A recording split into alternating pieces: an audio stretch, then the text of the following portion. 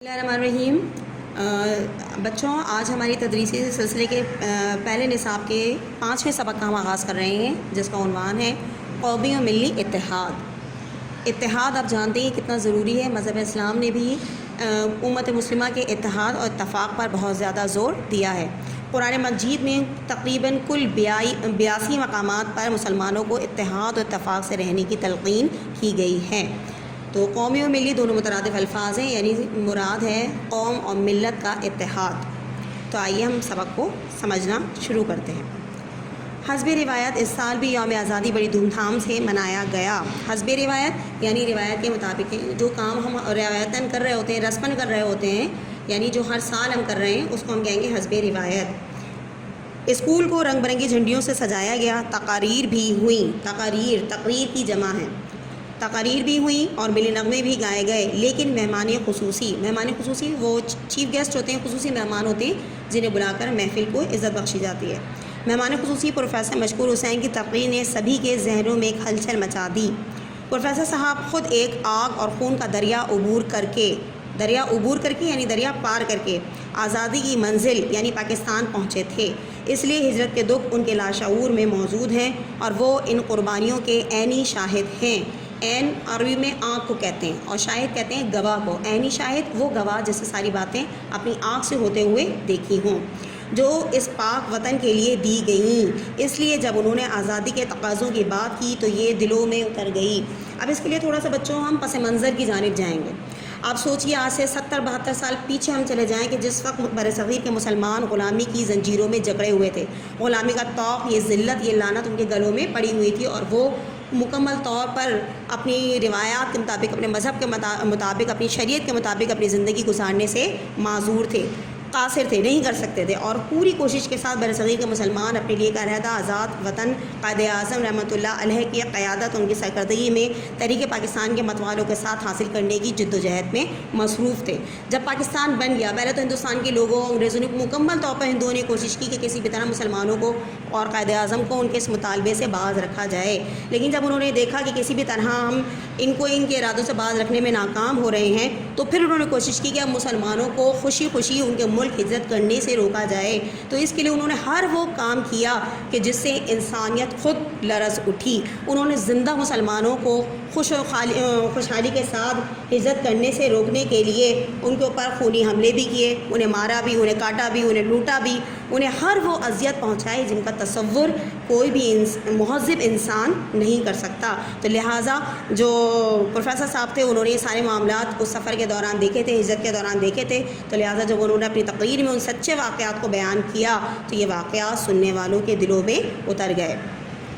کل جب پیریڈ شروع ہوا تو پروفیسر صاحب کی تقریر کے زیر اثر راحیل نے استاد محترم سے سوال کیا۔ اب راحیل کلاس کا ایک اسٹوڈنٹ ہے، بچہ ہے جو اپنے استاد سے سوال کر رہا ہے۔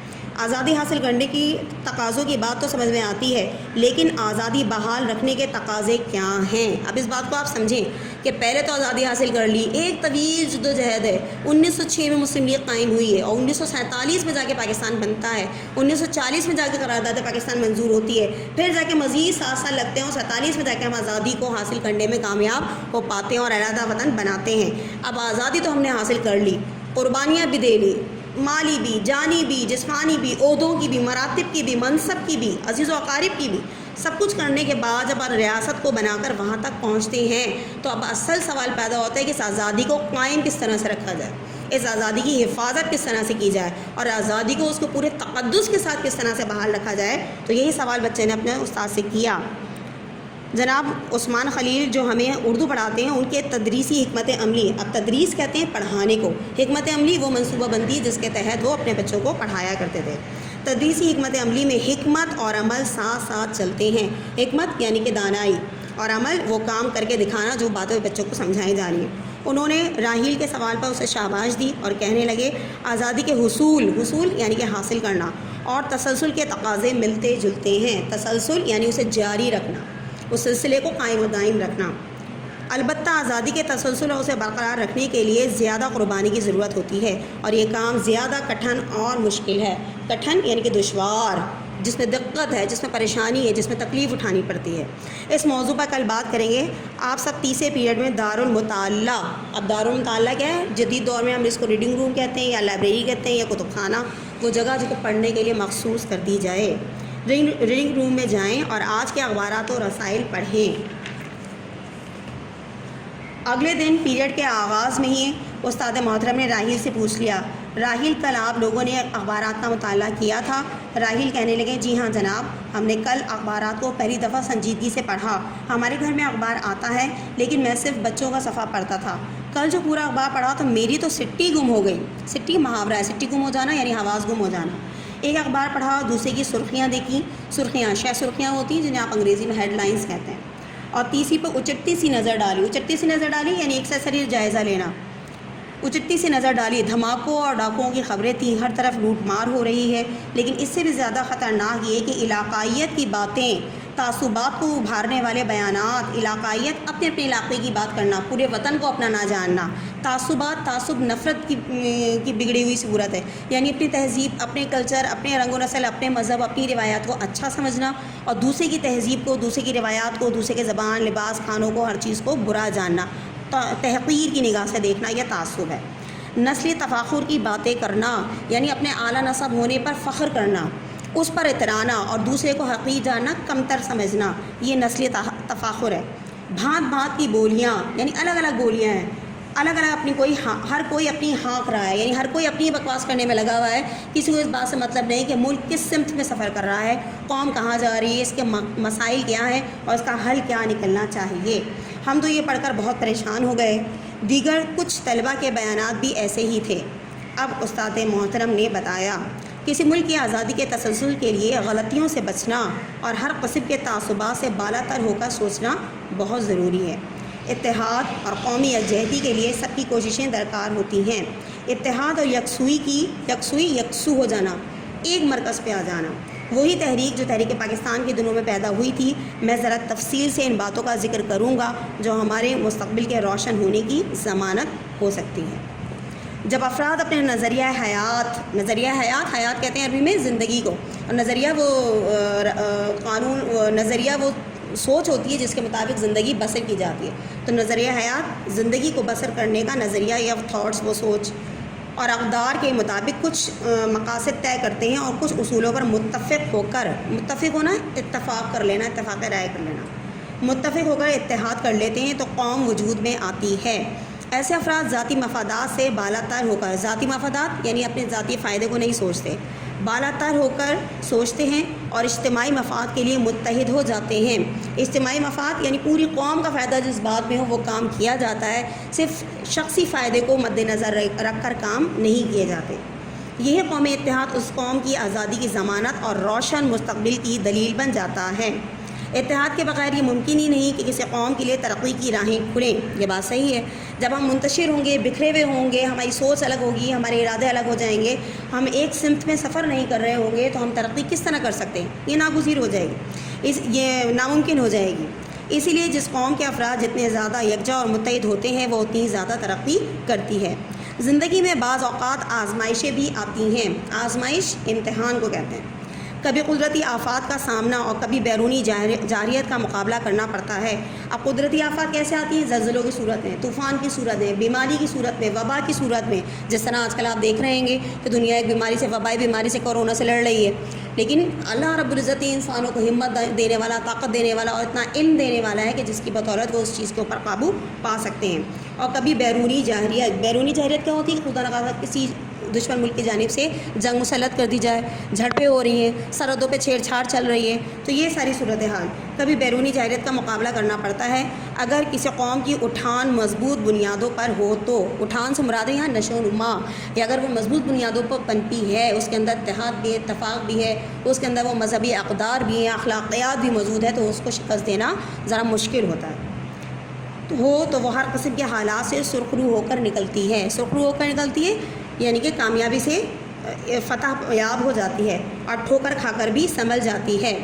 جب پاکستان بن رہا تھا تو ساری قوم کا ایک ہی نعرہ تھا کہ پاکستان کا مطلب کیا؟ لا الہ الا اللہ۔ اب پاکستان کا مطلب کیا؟ لا الہ الا اللہ۔ اس کا کیا مطلب ہے؟ کہ ہمیں ایسا وطن بنانا ہے جس کی بنیاد ہمیں توحید پر رکھنی۔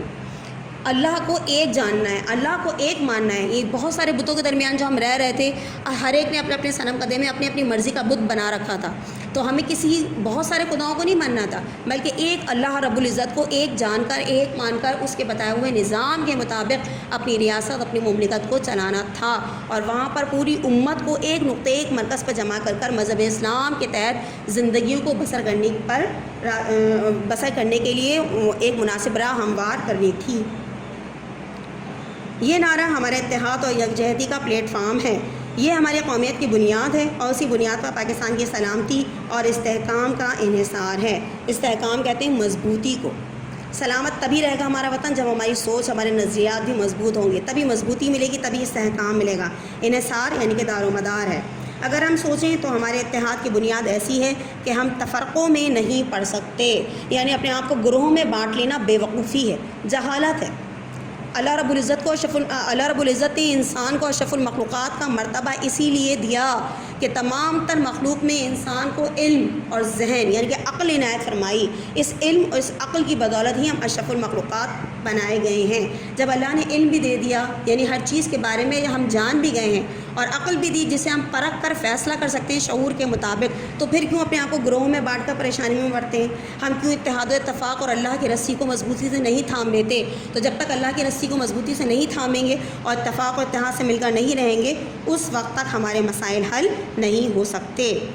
ہم تفرقوں میں نہیں پڑ سکتے۔ ہمارا خدا ایک، ہمارا رسول ایک، ہمارا قرآن ایک، ہمارا کعبہ ایک۔ تو جب اللہ، رسول، قرآن، کعبہ، سنت اور ہر چیز ایک ہے، تو اس کے باوجود ہم کیوں تفرقوں میں پڑھ کر اپنا وقت ضائع کرنے میں تلے ہیں، اور اپنی قوم کو نقصان پہنچا رہے ہیں، اپنے اتحاد کو نقصان پہنچا رہے ہیں، اور اپنے آپ کو دشمن کے سامنے کمزور بنا کر پیش کر رہے ہیں۔ تو لہٰذا ہمیں اللہ کی رسی کو مضبوطی سے تھام کر اتفاق اور اتحاد کی برکتوں کو پہچان لینا چاہیے۔ اسی میں ہماری فلاح ہے، اسی میں ہماری نجات ہے۔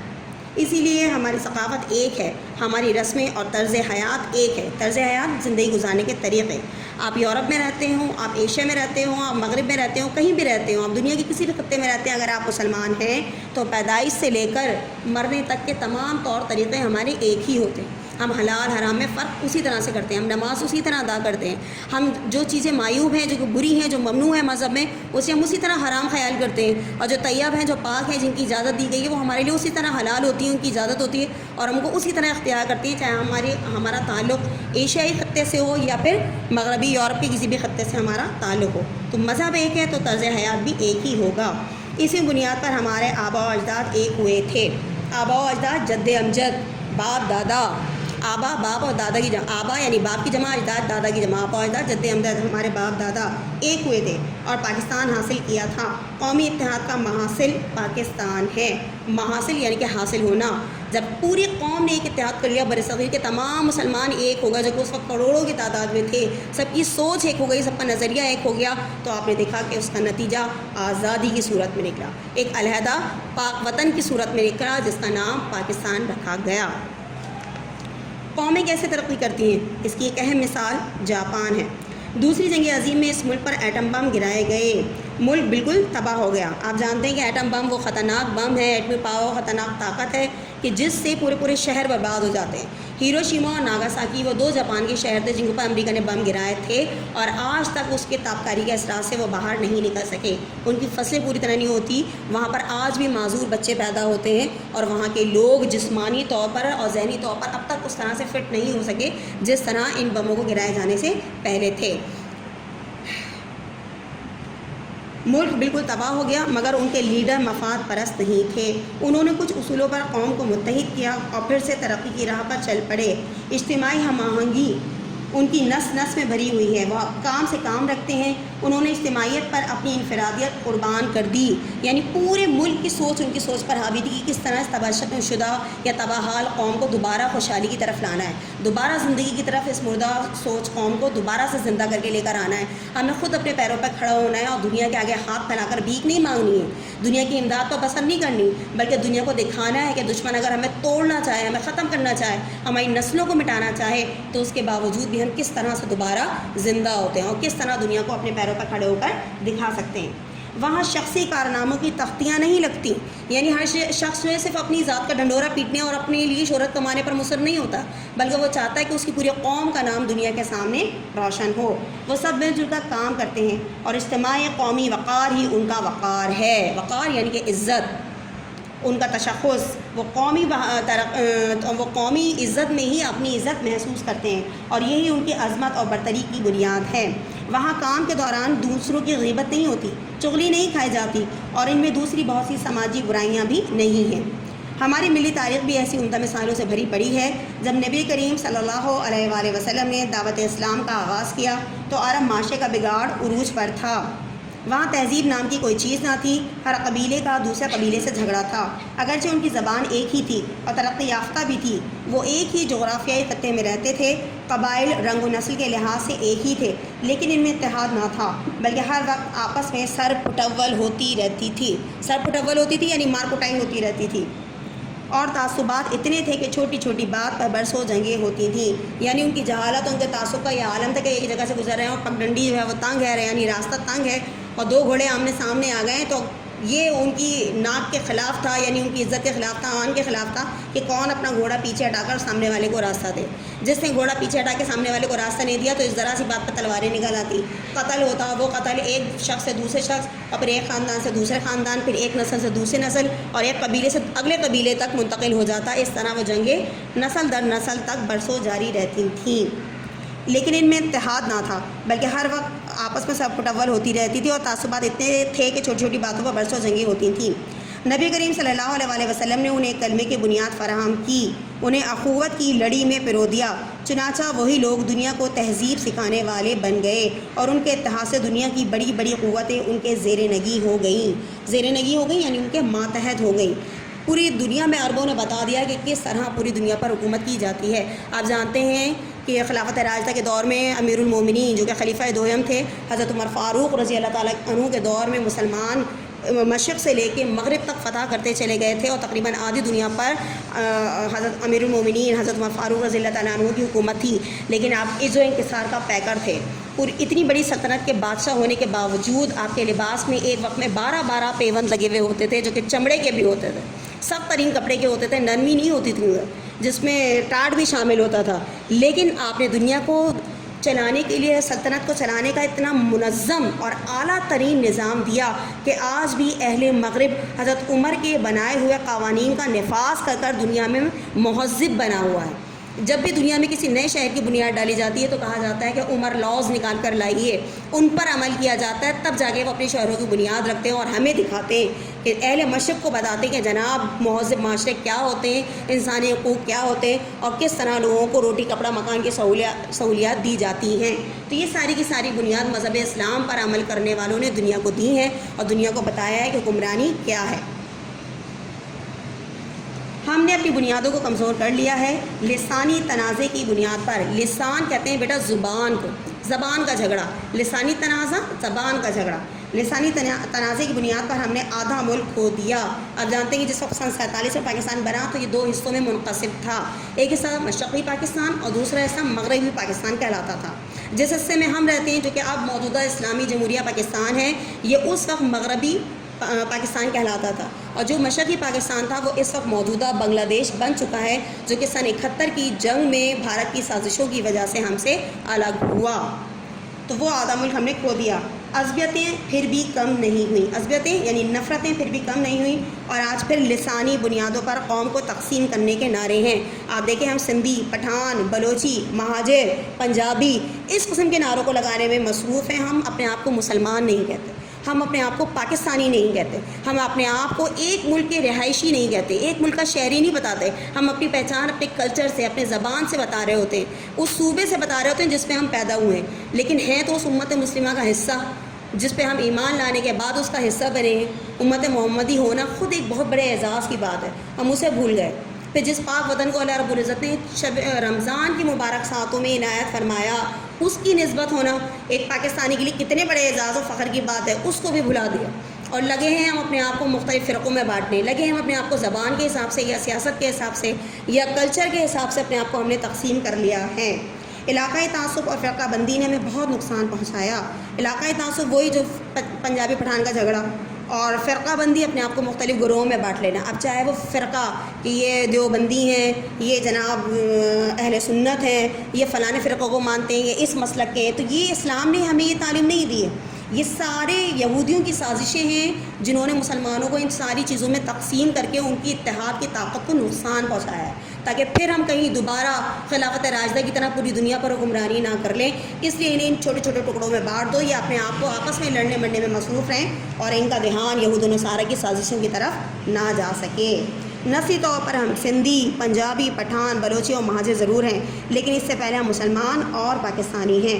ان اختلافات سے ہماری نظریاتی بنیادیں کمزور ہو رہی ہیں. ہمارا مذہب تو اتحاد اور یکجہتی کی بنیاد ہے. جس کلمے پر اس کی بنیاد ہے وہ کلمہ ہمیں ایک لڑی میں پرو کر رکھتا ہے. پوری دنیا میں جہاں کہیں بھی کوئی بھی مسلمان، کوئی بھی کلمہ گو موجود ہے، وہ اس ملت کا حصہ ہے. کلمہ گو، کلمہ پڑھنے والا، کلمہ کہنے والا. جب دنیا کے کسی بھی حصے میں رہنے والا اس ملت کا فرد ہے تو ایک ملک میں رہنے والے کلمہ گو کو ایک متحد قوم کیوں نہیں بن سکتے؟ ہمیں چاہیے کہ فرقہ واریت، علاقائیت اور لسانی بنیادوں پر تقسیم ہونے سے بچیں، رواداری کو رواج دیں. اب یہ فرقہ واریت ابھی ہم نے اوپر بیان کیا کہ کس طرح اپنے آپ کو مختلف فرقوں میں مذہب کے لحاظ سے بانٹ لیتے ہیں. علاقائیت، علاقے کے حساب سے اپنے آپ کو بانٹ لینا، اور لسانی بنیاد، زبان کی بنیاد پر تقسیم کر لینا. رواداری کو رواج دیں. رواداری وسیع النظری ہے، اپنے دل کو بڑا کرنا، اپنے دل کو بڑا کر لینا، اعلیٰ ظرفی کا مظاہرہ کرنا. حکمت، تدبر اور فراغ دلی جیسی خوبیوں کو پروان چڑھائیں. اگر قومی اتحاد کو ضعف پہنچتا ہے، ضعف آپ نے بچپن میں قاعدے میں پڑھا ہوگا، ضعف سے ضعیف، ضعف پہنچتا ہے یعنی کہ کمزوری آتی ہے، ناتواں ہوتا ہے، کمزور ہوتا ہے، بوڑھا ہوتا ہے، تو یہ افراد اور قوم دونوں کا خسارہ ہے، یعنی دونوں کا نقصان ہے. قومی اتحاد ایسا مرکز ہے جس پر قائم رہ کر ہم ترقی کر سکتے ہیں، اور قومی اتحاد کی بنیاد کلمہ طیبہ ہے. اور عزام نے استاد محترم سے سوال کیا، جب ہمیں معلوم ہے کہ اتحاد ہماری بقا کے لیے اہم ہے تو پھر ہم سب متحد کیوں نہیں ہوتے؟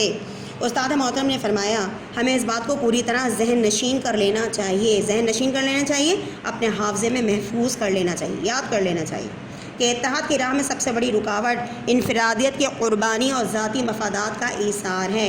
ایثار بھی قربانی کو کہتے ہیں، یعنی جب تک ہم اجتماعیت کے لیے اپنی ذات کی قربانی نہیں دیں گے اس وقت تک اجتماعی طور پر ہم متحد نہیں ہو سکتے. قوم متحد تب ہوتی ہے جب ہر کوئی دوسرے کے لیے جینا سیکھے. یاد رکھیے، جب پرزہ اپنی انفرادیت کھو دیتا ہے تو مشین کو قوت دیتا ہے. آپ کے گھر میں بہت ساری مشینیں ہوں گی، واشنگ مشین بھی ہوگی، سلائی مشین بھی ہوگی، جوسر مشین بھی ہوگی، بہت ساری مشینری ہوتی ہے نا. جب امی اس عید کے لیے نئے کپڑے سیتی ہوں گی تو آپ نے دیکھا ہوگا اس کو موٹا خراب ہو جائے یا چلتے چلتے اس کی سوئی ٹوٹ جائے. ایک اتنی سی ننھی سی سوئی اگر ٹوٹ جاتی ہے تو اس میں دھاگا نہیں بھر سکتا، سلائی نہیں ہو سکتی. تو ہر پرزے کی اپنی جگہ اہمیت ضرور ہوتی ہے، لیکن جب تمام پرزے مل جاتے ہیں تو ایک سلائی مشین کو بناتے ہیں، اور پھر جب تمام پرزے مل کر اپنا فنکشن انجام دیتے ہیں، کام کرتے ہیں، تو پھر نتیجے کے طور پر کیا ہوتا ہے، سوٹ سل کر تیار ہو جاتا ہے. صحیح ہے نا. تو اس میں سے اگر کوئی ایک چیز بھی نکال لی جائے گی تو فنکشن مکمل نہیں ہوگا، کام پورا نہیں ہو سکتا، اور پھر نتیجے کے طور پر جو نتائج ہم حاصل کرنا چاہتے ہیں، جو مقاصد کا حصول ہم چاہتے ہیں، وہ حاصل نہیں ہو سکتا. تو اس لیے ہمیں کیا کرنا ہے کہ پوری مشین کو قوت دینی ہے. قطرہ اپنے آپ قربان کر دیتے ہیں تو دریا یا قوت بنتا ہے. بڑی عمارت کی بنیادیں اینٹیں زیر زمین رہ کر عمارت کو مضبوط بناتی ہیں. ایک ایک اینٹ رکھی جاتی ہے، تب ستون رکھ کر بنیاد بنائی جاتی ہے. اگر ان اینٹوں کو نکال لیا جائے تو کن ستونوں پر عمارت کھڑی ہوگی؟ تو اس لیے اتحاد بہت ضروری ہے. قوم ہونا اور باوقار قوموں کی صف میں کھڑے ہونا ایک بڑی بات ہے، اور بڑے کاموں کے لیے قربانی بھی بڑی دینی پڑتی ہے. قومی اتحاد بھی ایک بڑا کارنامہ ہے، ایک بڑا کام ہے. ہر کام کی ایک قیمت ہوتی ہے جس کے بغیر وہ پایہ تکمیل تک نہیں پہنچ سکتا. پایہ تکمیل یعنی اپنی تکمیل تک مکمل نہیں ہو سکتا. اسے کامل کرنے کے لیے، اسے مکمل کرنے کے لیے ضروری ہے کہ ہم اس کام کی قیمت ادا کریں. اس لیے ایثار ذات قومی اتحاد کے لیے ضروری ہے، یعنی اپنی ذات کی قربانی جب تک نہیں دیں گے اس وقت تک قومی اتحاد ممکن نہیں ہے. پھر جب قوم کے وقار اور عزت میں اضافہ ہوتا ہے تو اس کا ہر فرد قابل احترام قرار پاتا ہے. جنگ 65 کو ذہن میں لے آئیے. 65 کے بارے میں شاید آپ نے اپنے گھر والوں سے ان کے ہیروز کے کارنامے سنے ہوں گے. پہلے اسکولوں میں باقاعدہ جنگ ستمبر کے موقع پر، 6 ستمبر کے موقع پر اس دن کے شہداء کی یاد پہ وہ دن منایا جاتا تھا. 65 کی جنگ جو ہے وہ پورے قوم کے اتحاد اور اصرار کی ایک زندہ اور روشن مثال ہے. وہ جنگ صرف ہمارے فوجیوں نے نہیں جیتی تھی بلکہ پوری قوم دشمن کے خلاف سفارہ ہو گئی تھی. تب جا کر ہم نے ایک چھوٹے سے ملک ہونے کے باوجود اپنے سے 5 گنا بڑی طاقت کو بڑی شرمناک شکست سے دوچار کیا تھا. اس گفتگو کے ساتھ ہی پیریڈ ختم ہونے کی گھنٹی بجی اور استاد محترم نے بھی بات مکمل کر لی تھی. سب طلباء نے اتنی مفید گفتگو پر ان کا شکریہ ادا کیا. تو عزیز طلباء و طالبات، یہ سبق جو ہمیں قومی اتحاد کے بارے میں بتا رہا ہے بہت ساری سمت میں ہماری سوچوں کو لے جاتا ہے. ہمارے ذہن میں نئے نئے سوچ کے دریچوں کو روشن کر دیتا ہے کہ کیا بحیثیت مسلمان، کیا بحیثیت پاکستانی، کیا بحیثیت طالب علم، کیا بحیثیت اولاد، یا کیا بحیثیت ایک استاد کے ہم اس طرح کی زندگی بسر کر رہے ہیں جس طرح کی زندگی بسر کرنی ہمیں چاہیے. کیا ہم اس طرح کی سمت میں سفر کر رہے ہیں جس سمت میں سفر کرنے کے لیے وطن عزیز پاکستان کو بنایا گیا تھا. تو کیا ہم اپنی آزادی کی لاج رکھ رہے ہیں جس کے لیے ہم نے اس آزادی کو حاصل کیا تھا. تو خدائے بزرگ و برتر ہمیں توفیق دے کہ ہم اپنی آزادی، اپنے وقار اور اپنے وطن مملکت خداداد کی حفاظت بھی کریں اور اس کی سلامتی، اس کے استحکام، اس کی بقا کو قائم و دائم رکھنے میں اپنا کردار بھی بھرپور طور پر ادا کر سکیں. شکریہ. بچوں، اس سبق کی تفہیم کے بعد اب ہم آتے ہیں اس کے مشق کے سوالات کی جانب. اس کے الفاظ بنے ہیں سب سے پہلے جو فرنگ سے آپ کو مل جائیں گے. اس کے بعد اس میں جو سوالات ہیں اس میں سے ہم نے 7 سوالات کا انتخاب کیا ہے اور سوالات کے بعد آپ کو کرنے ہوں گے یک لفظی الفاظ اور جملے. شکریہ.